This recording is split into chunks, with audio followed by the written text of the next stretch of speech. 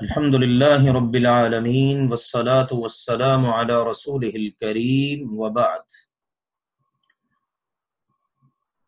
کل ہمارا پہلا دن تھا اللہ کی توفیق کے ساتھ، لیکن اتفاق سے کہ کل بعض مسائل کے پیش نظر ہم لوگ اپنی کلاس سے کما حقہ فائدہ حاصل نہیں کر سکے۔ ایک وجہ تو لوگوں کے مائک بند نہ ہونے کی ہے، لہٰذا میری آپ سب سے گزارش ہے کہ آپ سب لوگ اپنے اپنے مائک میوٹ پوزیشن پہ لگا دیجئے اور ہمیشہ کلاس جوائن کرتے ہی اپنے مائک میوٹ پوزیشن پہ لگا دیا کریں، تاکہ آپ کو کلاس پڑھنے میں اور اساتذہ کرام کو کلاس پڑھانے میں سہولت رہے۔ آپ لوگ صرف اساتذہ کرام کی کلاس اور ان کی بات اس کو توجہ سے سنا اور پڑھا کریں، انشاءاللہ العزیز اس سے آپ کو کما حقہ فائدہ حاصل ہوگا۔ آخر میں جب آپ کو سوال کے لیے موقع دیا جائے تو آپ اپنے سوالات یا دوران سبق کسی بات کی اگر سمجھ نہیں آئی تو اس کو آپ اللہ کے فضل و کرم سے سمجھنے کے لیے بلا جھجک اپنا سوال اساتذہ کرام کی خدمت میں پیش کر سکتے ہیں۔ گروپ میں بھی ہم انشاءاللہ تعالی روزانہ کی بنیاد پر تھوڑی دیر کے لیے موقع دیا کریں گے، تاکہ جو لوگ گروپ میں اپنا سوال پیش کرنا چاہیں اور وہاں سے جواب جاننا چاہیں تو وہاں بھی ان کو آسانی سے یہ سہولت میسر ہو۔ تو یہ چند ایک بنیادی باتیں اللہ کے فضل و کرم سے ضروری تھیں جو میں نے آپ کے ساتھ شیئر کی ہیں۔ ہم اس وقت ویڈیو ریکارڈنگ کرنے سے قاصر ہیں، دعا کیجیے اللہ ذوالجلال والاکرام ہمیں اس کے لیے مطلوبہ چیزیں بھی عنایت فرمائے اور یہ سہولیات بھی اللہ ہمیں عطا فرمائے، تاکہ ہم انشاءاللہ تعالی ویڈیو ریکارڈنگ کر کے اس کو بھی اپنے گروپس میں شیئر کیا کریں تاکہ لوگ اس سے بھی فائدہ اٹھا سکیں، کیونکہ بہت سارے لوگوں کی طرف سے اس بات کی ڈیمانڈ ہے اور یہ کہنا ہے کہ آپ ویڈیو ریکارڈنگ کر کے سینڈ کریں۔ تو آپ دعا کریں انشاءاللہ تعالی جیسے ہی اس کے لیے اللہ تعالی ہمیں مزید اسباب وسائل مہیا کرے گا ہم انشاءاللہ تعالی یہ کام بھی کریں گے۔ ابھی تو چونکہ ابتدا ہے اور ہم نے ابتدائی طور پر اپنے لیے اور دیگر تمام مسلمانوں کے لیے یہ کوشش شروع کی ہے، انشاءاللہ تعالی آڈیو ریکارڈنگ کر کے ہم اللہ کے فضل و کرم سے انشاءاللہ اس کو گروپ میں سینڈ کیا کریں گے، تاکہ جو لوگ اس وقت کلاس جوائن نہیں کر سکتے یا جو لوگ کلاس جوائن کر بھی لیتے ہیں اور بعد میں وہ لوگ اس سے فائدہ اٹھانا چاہتے ہیں تو وہ سب کے سب انشاءاللہ تعالی اس آڈیو ریکارڈنگ سے فائدہ اٹھانے میں کامیاب ہو جائیں۔ تو آئیے جی، آج اللہ کے فضل و کرم سے ہم قرآن مجید سے متعلق جو دو باتیں ہم نے کل عرض کی تھیں ان کو دہراتے ہیں اور مزید انشاءاللہ تعالی کچھ آگے بڑھتے ہوئے بات اپنی کرتے ہیں۔ سب سے پہلی بات قرآن مجید کہ جس کا علم حاصل کرنے کے لیے ہم سب اس کلاس کے ذریعے اور ان کلاسوں کے ذریعے جمع ہیں۔ قرآن کا مطلب ہے یہ قارئ یقرأ سے ہے، پڑھنا۔ قرآن مین یعنی مطلب ایسی کتاب جو دنیا بھر میں سب سے زیادہ پڑھی جاتی ہے۔ الحمدللہ یہ اللہ کا وہ کلام ہے جو دنیا میں سب سے زیادہ پڑھا جاتا ہے۔ جتنا دنیا میں قرآن پڑھا جاتا ہے اتنی کوئی کتاب نہیں پڑھی جاتی، لہذا قرآن اسم با مسمى ہوا، اللہ نے جو اس کا نام رکھا ہے الحمدللہ بالکل اس کے مطابق، اور یہ وہ کتاب ہے جس کو خود اللہ نے پڑھا ہے اور یہ وہ کتاب ہے جس کو فرشتوں نے پڑھا ہے۔ قرآن مجید میں اس کے دلائل موجود ہیں، ابھی تجوید کے ضمن میں ہم انشاءاللہ اس کو بیان کریں گے۔ اللہ تعالیٰ نے خود ذکر کیا ہے کہ وَرَتَّلْنَاهُ تَرْتِيلًا، ہم نے اس قرآن کو ترتیل سے پڑھا، بذریعہ وحی جبریل امین علیہ السلام کے ذریعے ہم نے نبی کریم صلی اللہ علیہ وآلہ وسلم پر اس قرآن کو ترتیل کے ساتھ اتارا۔ تو یہ اس بات کی دلیل ہے قرآن کی تلاوت کرنے والی ذات اللہ تعالیٰ کی، فرشتے اس کو تلاوت کرنے والے سبحان اللہ، اور اسی طرح سے ہم انسان دنیا بھر میں سب سے زیادہ قرآن کو پڑھنے والے ہیں۔ قرآن پاک کے اور بھی کئی ایک نام ہیں، مثال کے طور پر فرقان، اسی طرح سے ہدی للناس، یہ، اور اس طرح سے الکتاب، یہ بہت سارے نام ہیں قرآن پاک کے۔ تو قرآن مجید، بزرگی والا، عزت والا، یعنی دنیا میں سب سے زیادہ پڑھی جانے والی کتاب اور سب سے زیادہ عزت والی کتاب۔ ہم اس پر جتنا بھی اپنے اللہ کا شکر ادا کریں وہ کم ہے کہ اس اللہ نے ہمیں تورات جیسی کتاب نہیں دی جس میں تحریف کر دی گئی، اس اللہ نے ہمیں انجیل جیسی کتاب نہیں دی کہ جس کے اندر تحریف کر دی گئی، زبور کا تو آج نام و نشان بھی نہیں ملتا۔ اللہ تعالیٰ کا شکر ہے کہ اس نے ہمیں رہتی دنیا تک کے لیے، بلکہ قیامت کے دن تک کے لیے بھی جو کتاب بطور معجزہ کے اور سبحان اللہ قبر میں آخرت میں کام آنے والی ہے، بلکہ جنتوں میں بھی اس کی تلاوت ہوگی، اللہ نے ہمیں وہ کتاب عطا کی ہے، سبحان اللہ۔ تو یہ ہے قرآن مجید، یہ ہے اس کا معنی ہے۔ اور قرآن، اس کا مفہوم کیا ہے؟ وہ کتاب جو اللہ ذوالجلال والاکرام نے لوح محفوظ سے آسمان دنیا پر لیلۃ القدر میں، یعنی رمضان المبارک کی مبارک رات میں یک بارگی اتاری، اور پھر آسمان دنیا سے ضرورت کے مطابق تقریباً 23 سال کے عرصہ میں بذریعہ وحی جبریل امین علیہ السلام جیسے تمام فرشتوں کے سردار کو منتخب کر کے اللہ تعالیٰ نے محمد مصطفیٰ صلی اللہ علیہ وسلم کے قلب اطہر پر اس کو اتارا۔ سورۃ الشعراء میں اللہ کا فرمان ہے وَإِنَّهُ لَتَنزِيلُ رَبِّ الْعَالَمِينَ نَزَلَ بِهِ الرُّوحُ الْأَمِينُ عَلَىٰ قَلْبِكَ لِتَكُونَ مِنَ الْمُنذِرِينَ، یقیناً یہ اللہ رب العالمین کی طرف سے نازل شدہ کتاب ہے جس کو روح امین یعنی جبریل امین وہ لے کر اترے، اور اترے کہاں؟ علی قلبک، محمد مصطفیٰ صلی اللہ علیہ وسلم کے قلب اطہر پر، کہ جس جیسا دل کائنات میں اللہ کی مخلوق میں کوئی اور ہے ہی نہیں۔ سبحان اللہ، پاک کتاب پاک ذات کی طرف سے، پاک فرشتے کے ذریعے، پاک محمد صلی اللہ علیہ وسلم کے پاک دل پر نازل ہوئی ہے۔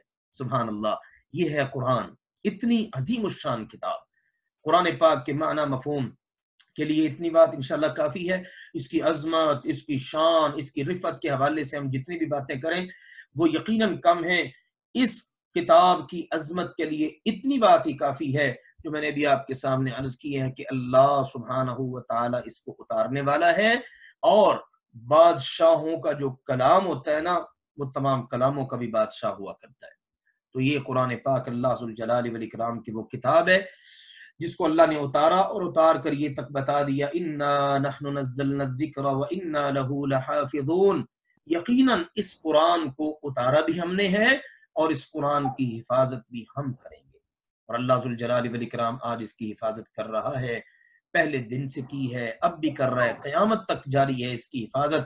اور اللہ تعالیٰ نے سبحان اللہ اس کا جو انتظام کیا ہے وہ دنیا میں کسی اور کتاب کے لیے وہ انتظام نظر ہی نہیں آتا، ایسی عظیم الشان کتاب ہے۔ سبحان اللہ، سبحان اللہ۔ تو آئیے جانتے ہیں اس کتاب کے کہ جس کو ہم نے اللہ کی کتاب مانا، جس کو ہم نے اللہ کا کلام مانا، جس پر ہم نے ایمان رکھا کہ اللہ ذوالجلال والاکرام کا یہ کلام ہے، اس کے حوالے سے ہمارے اوپر 4 طرح کا فرض اور ذمہ داری عائد ہوتی ہے۔ نمبر 1، ہم اس کتاب کو پڑھیں۔ یہ نہیں ہے کہ ہم اس پر ایمان تو رکھیں لیکن اس کو پڑھیں ہی نہ۔ کتنا بڑا المیہ ہے آج ہمارے مسلمانوں کا کہ ہمیں قرآن پڑھنا ہی نہیں آتا۔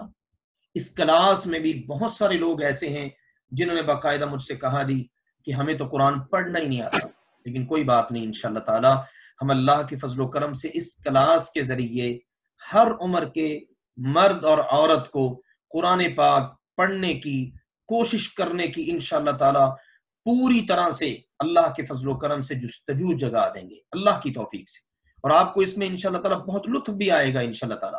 آپ خود محسوس کریں گے کہ آپ کو قرآن پڑھنا آ گیا ہے انشاءاللہ تعالی اللہ کے فضل و کرم سے۔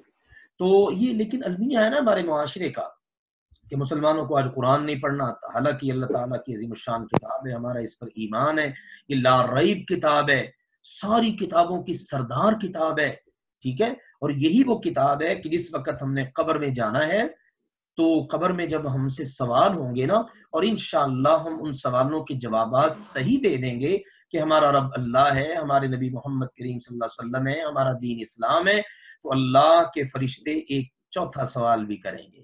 وہ پوچھیں گے بتاؤ ما علمک، یہ جو آپ نے سوالوں کے صحیح صحیح جوابات دیے ہیں، آپ کا ذریعہ علم کیا ہے، آپ کا سورس آف نالج کیا ہے، آپ نے کہاں سے یہ باتیں جانی؟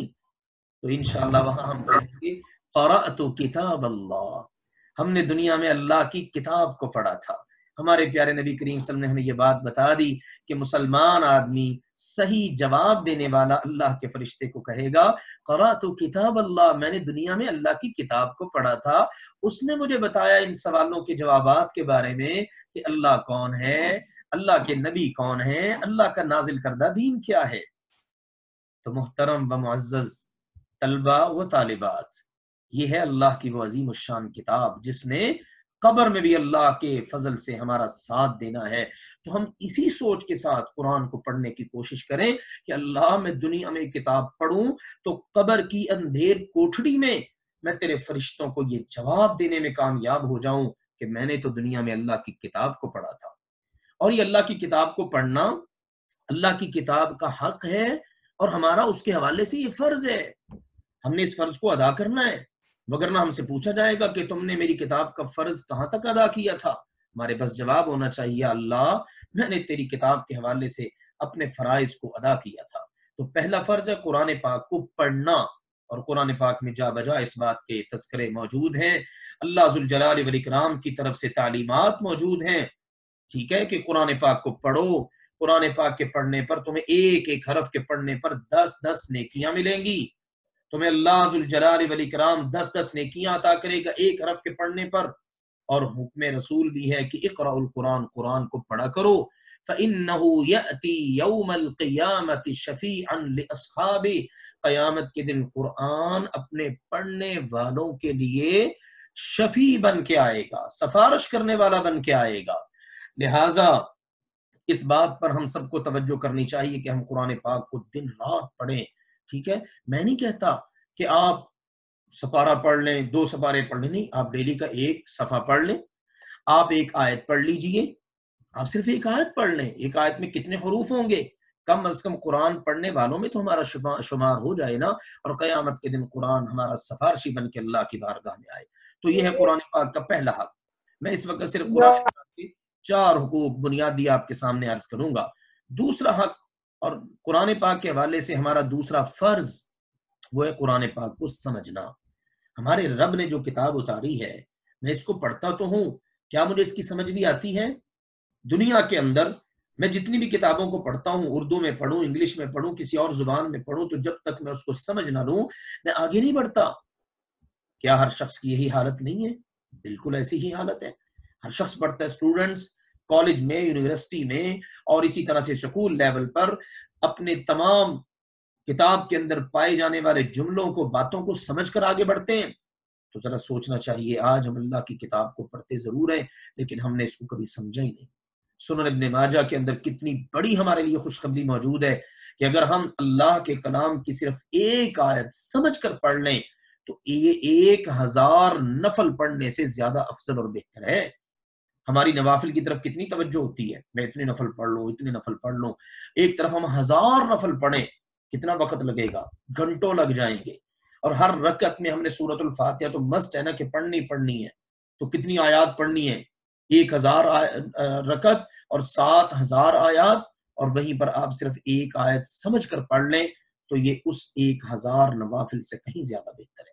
تو آئیے اللہ کے فضل و کرم سے ہم اس بات کی طرف توجہ کریں کہ ہم نے قرآن پاک کو سمجھنا ہے.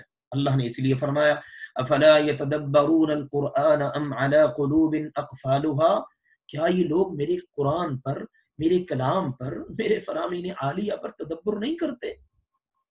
جو لوگ تدبر نہیں کرتے، سمجھتے نہیں ہیں، غور و فکر نہیں کرتے، ان کو سمجھ ہی نہیں آتی. تدبر کیا کریں گے جب ایک بات دل دماغ میں اترتی نہیں ہے؟ اس پر ہم نے غور و فکر کیا کرنا ہے؟ تو اللہ تعالی نے فرمایا پھر ایسے لوگوں کے دلوں پر تالے پڑے ہوئے ہیں. اللہ اکبر. اور اللہ تعالی نے ایک جگہ کہا ہے کہ جس کے دل پر اللہ تعالیٰ لگا دے. اب یہ بتاؤ فمن یہدیہ من بعد اللہ، اللہ کے بعد اب اس کو کون ہے جو ہدایت دے سکے؟ تو آئیے عزیز طلبہ و طالبات، ہم سب اس بات پر توجہ کریں کہ ہم نے اللہ کے کلام کو پڑھنا بھی ہے اور اللہ کے کلام کو سمجھنا بھی ہے. انشاءاللہ ان 2 فرائض کی ادائیگی کی ہم اپنی اس کلاس کے ذریعے کوشش کریں گے. اللہ تعالی ہم سب کو اس کے اندر کامیاب فرمائے. تیسرا حق یہ ہے، ہم نے پھر اس پر عمل کرنا ہے. جو ہم نے پڑھا ہے، جو ہم نے سمجھا ہے، اب اس پر کیا کرنا ہے؟ عمل سے زندگی بنتی ہے. انشاءاللہ میں تو یہی کہوں گا، جنت ہی جنت بنتی ہے انشاءاللہ. جب نیک عمل کریں گے نا تو جنت ہی بنے گی انشاءاللہ. ہم قرآن پاک کو پڑھیں، سمجھیں، پھر اس کے مطابق عمل کریں. جیسے ابھی میں نے ابتدا میں آپ کو ایک حدیث کوٹ کر کے بتائی، قبر میں جب سوال ہوگا اور اس کے جوابات صحیح ہوں گے تو ہم کہیں گے ہم نے دنیا میں اللہ کی کتاب پڑھی تھی. تو اب اس کی تیاری ہم نے دنیا میں کرنی ہے عمل کر کے. میرے لیے دین اللہ نے آسمان سے اسلام کو بنا کے اتارا ہے، اور اسلام میرا سچا دین ہے. قرآن مجھے بتا رہا ہے کہ میں نے زندگی میں اپنے عقائد کیسے رکھنے ہیں، عبادات کیسے کرنی ہے، معاملات کیسے کرنے ہیں، میرا اخلاق کیسا ہونا چاہیے، میری معیشت کیسی ہو، میری سیاست کیسی ہو، میری معاشرت کیسی ہو، میرے تعلقات کیسے ہوں.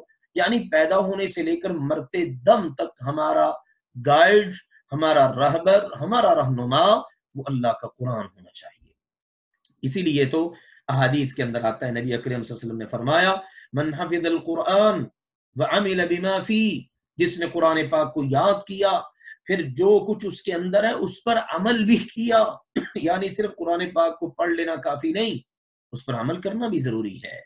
قرآن پاک میں جا بجا عمل کی تلقین ہے، عمل کرو. اللہ نے قرآن کیوں اتارا ہے؟ ان ھذا القرآن یہدی للتی ہی اقوم، قرآن اس لیے اتارا ہے تاکہ لوگوں کو بالکل سیدھا راستہ بتا دے، اور لوگ اللہ کی طرف سے آنے والی اس ہدایت پر عمل کر کے جب وہ عمل کریں گے نا تو اللہ نے گارنٹی دی فمن تبع ہدای فلا یضل ولا یشقی، جو لوگ اللہ کی طرف سے آنے والی ہدایت پر عمل کریں گے، اس پر چلیں گے، وہ گمراہ بھی نہیں ہوں گے اور بد نصیب اور بدبخت بھی نہیں ٹھہریں گے. لیجیے تیسرا حق ہے کہ اس پر عمل کرنا ہے. یہ ہم میں سے ہر فرد نے خود کرنا ہے. میں آپ کا پیچھا نہیں کر سکتا، آپ میرا پیچھا نہیں کر سکتے، آپ میری جانچ نہیں، میں آپ کی جانچ نہیں کر سکتا کہ ہم نے کتنا عمل کیا ہے. یہ ہر شخص نے اپنے آپ کو خود دیکھنا ہے کہ میں نے جو قرآن کو سمجھا میں اس پر کتنا عمل کر رہا ہوں. میں آپ کو نہیں کہتا کہ آپ فلاں کو دیکھیے، فلاں کو دیکھیے. میں آپ کو یہ گزارش ضرور کروں گا کہ ہم سب مل کر اللہ کے کلام کو دیکھیں کہ اللہ کا کلام ہماری رہنمائی کیا کرتا ہے اور ہم کتنا اس پر عمل پیرا ہیں. چوتھا اور آخری حق جو ہم نے آج اس وقت آپ کے سامنے رکھنا ہے وہ ہے پھر اسی قرآن کی دعوت کو آپ نے عام کرنا ہے.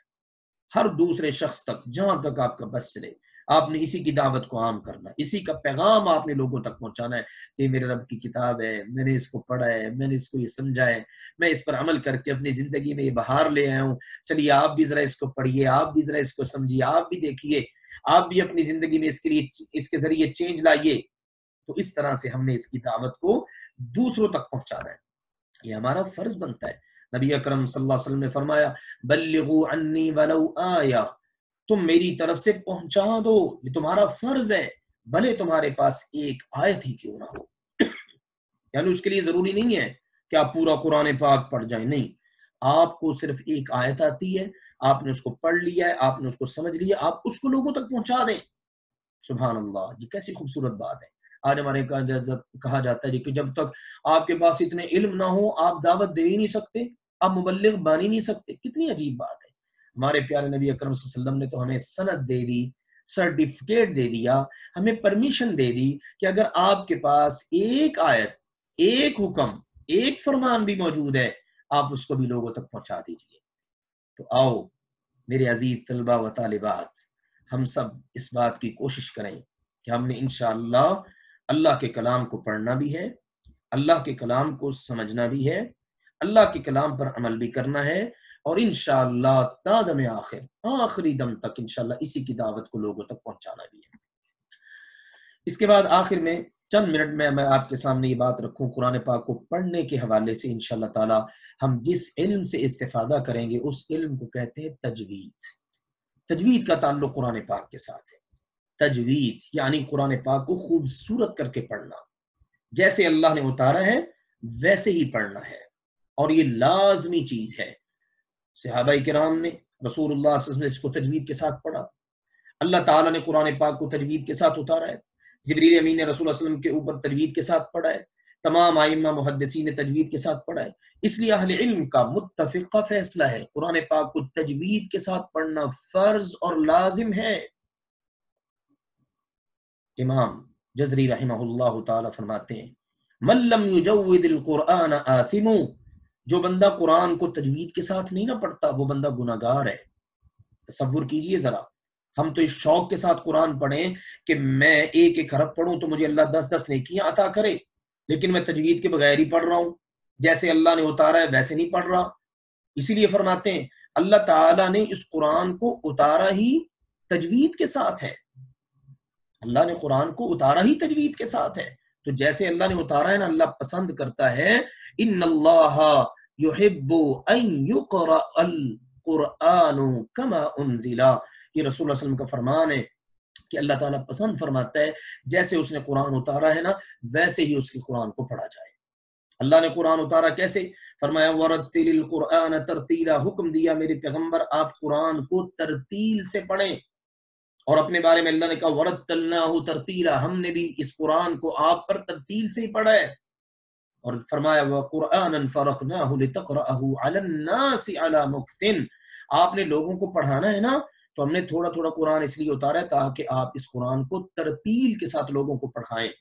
تصور کیجیے اللہ نے ترتیل سے پڑھا، اللہ نے ترتیل سے اتارا، نبی اکرم صلی اللہ علیہ وسلم کو ترتیل سے پڑھنے کا حکم ملا، آگے لوگوں کو ترتیل سے پڑھانے کا حکم ملا۔ سیدنا رضی اللہ تعالیٰ عنہ سے پوچھا گیا جناب یہ قرآن پاک میں بار بار ترتیل کا حکم دیا جا رہا ہے، ترتیل سے کیا مراد ہے؟ فرمانے لگے ترتیل سے مراد ہے قرآن پاک کو تجوید کے ساتھ پڑھنا، قرآن پاک کو تجوید کے ساتھ پڑھنا، کہ قرآن کہاں سے کون سا حرف ادا ہونا ہے، کہاں پر میں نے ٹھہرنا ہے، معرفت الوقوف، کہاں پر میں نے رکنا ہے، کہاں پر رکنے کا فائدہ ہے، معنی چینج نہیں ہوگا، تو یہ ہے تجوید۔ تو تجوید کا معنی خوبصورت کرنا، عمدہ کر کے پڑھنا، اور تجوید کا اگر مفہوم ہم لینا چاہیں وہ علم جس کے ذریعے ہم قرآن پاک کو صحیح طور پر پڑھنے میں کامیاب ہو جائیں گے۔ اس کی اہمیت میں نے آپ کے سامنے بیان کر دی ہے، اور اس کا حکم بھی آپ کے سامنے رکھ دیا ہے۔ قرآن پاک کو تجوید کے ساتھ پڑھنا یہ فرض ہے، اگر بندہ تجوید کے بغیر پڑھے گا تو یہ حرام ہے، اور بندہ قرآن کو تجوید کے ساتھ نہ پڑھ کر گناہگار ہو جاتا ہے۔ تو آخر میں یہ بات بھی جان لیجئے، یہ دونوں چیزیں کوئی مشکل نہیں ہے بالکل بھی، انشاءاللہ آپ کلاس پڑھیں گے تو اس سے آپ کو اندازہ ہوگا تجوید کتنی آسان ہے اللہ کے فضل و کرم سے، اور قرآن پاک کو سمجھنا بھی کتنا آسان ہے۔ انشاءاللہ قرآن پاک کو پڑھنے اور سمجھنے کی ہم اپنے اس مختصر سے وقت میں کوشش کریں گے۔ آپ سب کے ذمے ہے، آپ نے دعائیں کرنی ہیں، اللہ اساتذہ کرام کو اس بات کی توفیق دے، صحت سلامتی سے نوازے۔ ہم آپ کے لیے بھی دعا گو ہیں، آپ سب کے لیے، اللہ آپ سب کو بھی ہم سب کو بھی ایمان کی اور جسم کی صحت و سلامتی نصیب فرمائے، اور یوں اللہ ذوالجلال والاکرام کے کلام کے ساتھ ہم اپنی زندگی کے آخری سانس تک جڑے رہیں۔ آج دنیا میں ہم قرآن پاک کا ساتھ نبھائیں، اس سے وفا کریں، قبر کے اندر میدان محشر میں قرآن ہمارا وفادار ساتھی ہو اور ہمارا بہترین سفارشی ہو، ایسا سفارشی کہ جس کی سفارش کو اللہ ذوالجلال والاکرام رد نہیں فرمائے گا۔ اللہ ذوالجلال والاکرام ہم سب کو علم نافع عطا فرمائے۔ اللہم انا نسألک علما نافعا ورزقا طیبا وعملا متقبلا۔ اللہ ذوالجلال والاکرام ہم سب کا حامی و ناصر ہو۔ والسلام علیکم ورحمۃ اللہ وبرکاتہ۔